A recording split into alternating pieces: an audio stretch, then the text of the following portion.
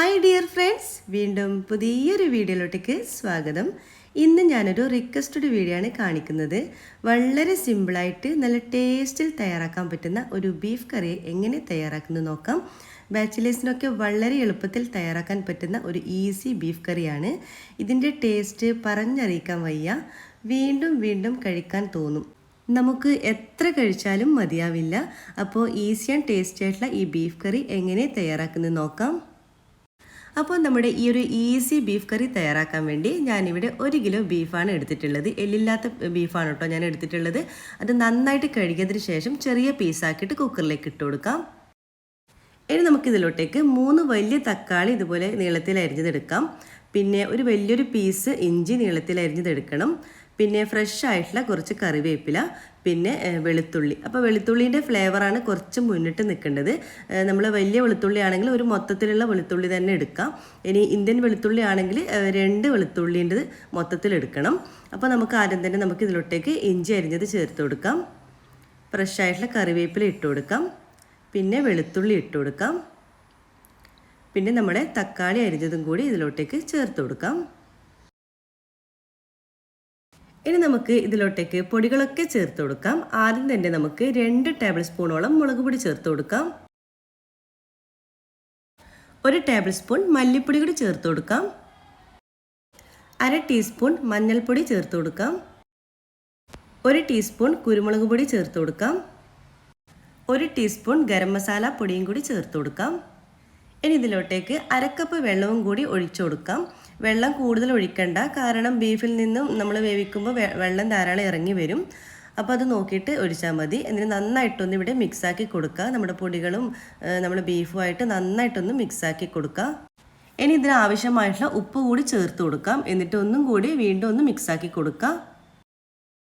അപ്പോൾ ഇവിടെ നന്നായിട്ട് മിക്സാക്കി കൊടുത്തിട്ടുണ്ട്. ഇനി നിങ്ങൾക്ക് കൈവച്ചിട്ട് മിക്സാക്കി കൊടുത്താലും മതി. ഇനി നമുക്കിവിടെ അടച്ച് വെച്ചിട്ട് ഒരു 5-6 വിസിൽ വരുന്നവരെ നമുക്ക് ഈ ബീഫ് ഒന്ന് വേവിച്ചെടുക്കാം. നിങ്ങളുടെ കയ്യിലുള്ള ബീഫിൻ്റെ വേവിനനുസരിച്ചിട്ട് വേണം നിങ്ങൾ വേവിച്ചെടുക്കാൻ. അപ്പോൾ നമുക്കിനി ഇത് സ്റ്റൗവിലേക്ക് മാറ്റണം. എന്നിട്ടിത് വേവുന്നവരെ വെയിറ്റ് ചെയ്യാം. 6 വിസിലിന് ശേഷം ഞാനിവിടെ ഗ്യാസ് ഓഫ് ചെയ്തിട്ടിട്ടുണ്ട്. ഞാൻ ആദ്യം പറഞ്ഞതുപോലെ നിങ്ങളുടെ ബീഫിൻ്റെ വേവിനനുസരിച്ചിട്ട് വേണം നിങ്ങൾ വേവിച്ചെടുക്കാൻ. പിന്നെ നമ്മുടെ ബീഫ് കൂടുതൽ കുക്കായി കഴിഞ്ഞാലും ബീഫ് പൊടിയാനുള്ള ചാൻസും ഉണ്ട്. അപ്പോൾ ഒന്ന് ശ്രദ്ധിക്കാം. അപ്പോൾ നമ്മുടെ ബീഫൊക്കെ പാകത്തിന് തന്നെ വെന്ത് വന്നിട്ടുണ്ട്. അപ്പോൾ നമുക്കിത് മാറ്റി വെക്കാം. ഇനി നമുക്കൊരു മൺചട്ടി എടുക്കാം. ചട്ടി നന്നായിട്ട് ചൂടാകുമ്പോൾ ഇതിലോട്ടേക്ക് 2 ടേബിൾ സ്പൂണോളം വെളിച്ചെണ്ണ ഒഴിച്ചു കൊടുക്കുക. എന്നിട്ട് ഇതുപോലൊന്ന് ചുറ്റിച്ചു കൊടുക്കുക. എണ്ണ നന്നായിട്ട് ചൂടാകുമ്പോൾ ഇതിലോട്ടേക്ക് 1/4 ടീസ്പൂണോളം ചെറിയ ജീരകം ചേർത്ത് കൊടുക്കാം. ചെറിയ ജീരകം കൂടി ഒന്ന് പൊട്ടി വരുമ്പോൾ ഇതിലോട്ടേക്ക് കറാമ്പും പട്ടയും ഇട്ട് കൊടുക്കാം. ഇനി ഇതിലോട്ടേക്ക് 2 സവാള നീളത്തിൽ അരിഞ്ഞത് കൂടി ചേർത്ത് കൊടുക്കാം. എന്നിട്ട് നന്നായിട്ട് ഇവിടെ ഒന്ന് വഴറ്റി കൊടുക്കണം. ഇതിനാവശ്യമായിട്ടുള്ള ഉപ്പ് കൂടി ചേർത്ത് കൊടുക്കാം. പിന്നെ എരിവിന് ആവശ്യമായിട്ടുള്ള പച്ചമുളക് കൂടി ചേർത്ത് കൊടുക്കാം. നിങ്ങളുടെ എരിവിനനുസരിച്ചിട്ട് ചേർത്ത് കൊടുക്കാം. എന്നിട്ട് നന്നായിട്ടൊന്ന് വഴറ്റി കൊടുക്കണം. നന്നായിട്ടൊന്ന് വഴറ്റി കൊടുക്കുക. ഇനി നമ്മുടെ സവാള ലൈറ്റ് ബ്രൗൺ കളർ ആകുന്നവരെ നമുക്കൊന്ന് അടച്ച് വെച്ചൊന്ന് കുക്ക് ചെയ്തെടുക്കാം. അപ്പോൾ നമുക്കൊന്ന് തുറന്ന് നോക്കാം.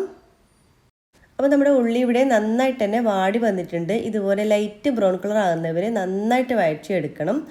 ഇനി ഇതിലോട്ടേക്ക് നമുക്ക് നമ്മൾ നേരത്തെ വേവിച്ച് വെച്ചിട്ടുള്ള ബീഫ് ആ ഗ്രേവിയോട് കൂടി തന്നെ ഇട്ട് കൊടുക്കാം. എല്ലാം നന്നായിട്ട് തന്നെ ഇട്ട് കൊടുക്കുക. എന്നിട്ട് നന്നായിട്ടൊന്ന് മിക്സാക്കി കൊടുക്കണം. നമ്മുടെ സവാളയും ഗ്രേവിയും എല്ലാം കൂടി നന്നായിട്ടൊന്ന് മിക്സാക്കി കൊടുക്കുക. അപ്പോൾ നന്നായിട്ട് തന്നെ മിക്സാക്കി കൊടുക്കുക. നമ്മുടെ ഒരു ഗ്രേവി ഒന്ന് തിളക്കണം. ഒരു പ്രാവശ്യം മാത്രം തിളച്ചാൽ മതി കേട്ടോ. അപ്പോൾ അതുവരെ നമുക്കൊന്ന് തിളക്കുന്നവരെ വെയിറ്റ് ചെയ്യാം. പിന്നെ നിങ്ങൾ മൺചട്ടിയിൽ ഇതുപോലെ ബീഫ് കറി വെച്ചിട്ടുണ്ടോ? അപ്പോൾ ഒന്ന് വെച്ച് നോക്കണം കേട്ടോ. നല്ല രുചിയാണ്. നമുക്ക് എത്ര കഴിച്ചാലും മതിയാവില്ല. നമ്മൾ എത്ര നോൺ സ്റ്റിക്ക് പാത്രത്തിൽ നമ്മൾ ബീഫ് കറിയൊക്കെ ഉണ്ടാക്കിയാലും അതിനേക്കാൾ ഒരുപിടി രുചി കൂടുതലാണ് നമ്മൾ ഈ ഒരു മൺചട്ടിയിൽ വെക്കുമ്പോൾ.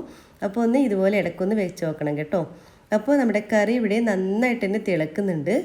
ഇനി ഇതിലോട്ടേക്ക് 1 ടീസ്പൂണോളം നമുക്ക് ഗരം മസാല പൊടി കൂടി ചേർത്ത് കൊടുക്കാം. പിന്നെ ഫ്രഷ് ആയിട്ടുള്ള കറിവേപ്പില ഇട്ട് കൊടുക്കാം. പിന്നെ ഫ്രഷ് ആയിട്ടുള്ള കുറച്ച് മല്ലിയില കൂടി ചേർത്ത് കൊടുക്കുന്നുണ്ട്. എന്നിട്ട് നന്നായിട്ടൊന്ന് മിക്സാക്കി കൊടുക്കുക.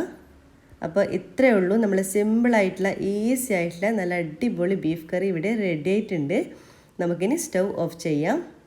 ഇതിൻ്റെ മണം കൊണ്ട് ഇവിടെ നമുക്ക് ഇരിക്കാൻ പറ്റുന്നില്ല. അത്രയും നല്ലൊരു മണവും നല്ല രുചിയുള്ളൊരു ബീഫ് കറിയാണ്. അപ്പോൾ നിങ്ങൾ വീഡിയോയിൽ കാണുമ്പോൾ തന്നെ നിങ്ങൾക്ക് മനസ്സിലാവും നല്ല ഗ്രേവിയാണിത്. നമുക്കിത് കാണുമ്പോൾ തന്നെ നമുക്കിത് കഴിക്കാൻ തോന്നും. അത്രയും ഒരു ടേസ്റ്റാണ് ഇതിന്. അപ്പോൾ ഈസി ആയിട്ടുള്ള ടേസ്റ്റി ആയിട്ടുള്ള നമ്മുടെ ബീഫ് കറി ഇവിടെ റെഡി ആയിട്ടുണ്ട്. ഇതിൻ്റെ ടേസ്റ്റ് എനിക്ക് പറഞ്ഞറിയിക്കാൻ വയ്യ. ബീഫ് കറി നമ്മൾ എങ്ങനെ വെച്ചാലും ടേസ്റ്റാണ്, പക്ഷേ ഇതിനൊരു പ്രത്യേക ടേസ്റ്റാണ് കേട്ടോ ഇത്. അപ്പോൾ നിങ്ങൾക്ക് എന്തായാലും ഇഷ്ടമാവും. നിങ്ങളൊന്ന് ട്രൈ ചെയ്ത് നോക്കണേ. എന്തിൻ്റെ കൂടെയും നമുക്കിത് കഴിക്കാം. പക്ഷേ പത്തിരിയും ബീഫ് കറിയും അതൊരു വല്ലാത്തൊരു കോമ്പിനേഷനാണ്. നമുക്ക് എത്ര കഴിച്ചാലും മതിയാവില്ല. വീണ്ടും വീണ്ടും കഴിക്കാൻ തോന്നുന്ന ഒരു ടേസ്റ്റാണ് കേട്ടോ പത്തിരിയും ബീഫ് കറിയും. ഇപ്പോൾ കഴിച്ചവർക്കൊക്കെ അതറിയായിരിക്കും. കണ്ടില്ലേ, നമ്മൾ ബീഫൊക്കെ നല്ല പാകത്തിന് തന്നെ വെന്ത് വന്നിട്ടുണ്ട്.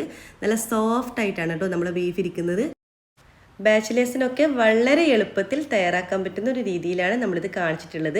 തക്കാളി മറ്റു കാര്യങ്ങളൊന്നും നമ്മളിതിലധികം വഴറ്റുന്നൊന്നുമില്ല. അപ്പോൾ എളുപ്പത്തിൽ നമുക്ക് തയ്യാറാക്കാനും പറ്റും. അപ്പോൾ നിങ്ങൾക്ക് എല്ലാവർക്കും ഒരു വീഡിയോ ഇഷ്ടമായി എന്ന് കരുതുന്നു. ഇഷ്ടമായാൽ ലൈക്ക് ചെയ്യാനും ഷെയർ ചെയ്യാനും കമൻറ്റ് ചെയ്യാനും മറക്കരുത്. സബ്സ്ക്രൈബ് ചെയ്യാതെ കാണുന്നതാണെങ്കിൽ പ്ലീസ് ദയവായി ഒന്ന് സബ്സ്ക്രൈബ് ചെയ്യണേ. ഇൻഷാ അല്ലാഹ് വീണ്ടും മറ്റൊരു നല്ലൊരു വീഡിയോയിലൂടെ വീണ്ടും കാണാം. അതുവരേക്കും എല്ലാവർക്കും താങ്ക്